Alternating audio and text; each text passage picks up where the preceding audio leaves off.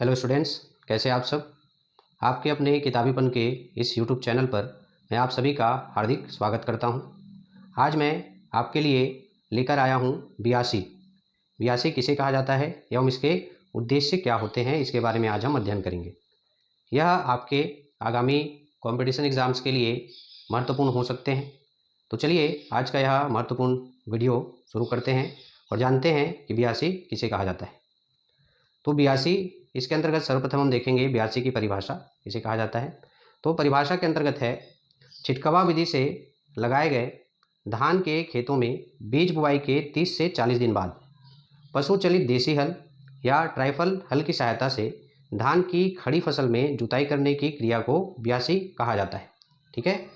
जिन क्षेत्रों में छिटकवा विधि से धान की बुआई होती है, मानसून आने के पश्चात खेतों की जुताई करके धान के बीजों को छिड़क कर बो दिया जाता है, ऐसे क्षेत्रों में धान बुआई के या बीज बुआई के 30 से 40 दिन बाद देसी हल या फिर ट्राइफल की सहायता से खड़ी फसल में जुताई की क्रिया की जाती है। इस खड़ी फसल में देसी हल या ट्राइफल की सहायता से जुताई करने की क्रिया को ही क्या कहा जाता है? ब्यासी कहा जाता है। क्लियर है? आप लोग को समझ आया होगा। अब यह जो ब्यासी की क्रिया है, इसका जो प्रचलन है या चलन है वह कहाँ कहाँ पर है? तो मुख्य रूप से छत्तीसगढ़ एवं उड़ीसा में ब्यासी की क्रिया का चलन है। छत्तीसगढ़ एवं उड़ीसा राज्यों में ब्यासी की जो क्रिया है वह किसानों के द्वारा अपनाई जाती है। आगे हम लोग ब्यासी के उद्देश्य के बारे में देखेंगे कि ब्यासी को करने के पीछे मुख्य उद्देश्य क्या क्या है। तो चलिए जानते हैं ब्यासी के उद्देश्य। तो ब्यासी को करने का जो पहला उद्देश्य होता है वह है गैप फिलिंग करना। गैप फिलिंग या फिर पौध अंतराल को भरना आप कह सकते हो। ठीक है। क्या होता है, जब धान की बीजों की बुआई छिटकवा विधि से की जाती है तो उस खेत में धान का जो वितरण है या बीजों का वितरण जो है वह समान रूप से नहीं हो पाता है, जिस कारण पौधे जो है कहीं पे ज़्यादा घने उगते हैं, कहीं पे बहुत पतले उगते हैं। तो ऐसे कंडीशन में जुताई करने के बाद जहाँ पे पौधे घने उगे होते हैं वहाँ से पौधों को निकालकर जहाँ पे पौधे कम घने हैं वहाँ पर उसको जाके लगा दिया जाता है या रोपित कर दिया जाता है। इसी को क्या कहते हैं? गैप फिलिंग करना कहा जाता है। क्लियर। दूसरा है पौधों का समान वितरण।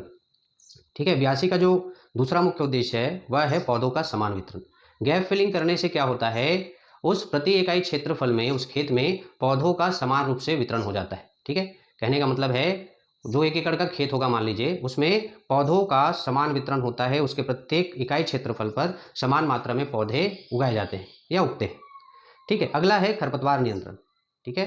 खड़ी फसल में खेतों की जुताई करने से वहाँ पे यदि कोई खरपतवार उगा हुआ है तो जुताई करने के कारण से वे खरपतवार क्या हो जाते हैं? उखड़ जाते हैं, जड़ समेत क्या हो जाते हैं? बाहर आ जाते हैं, जिसे बाद में कृषक या किसान भाई क्या करते हैं? उसको बाहर निकाल देते हैं।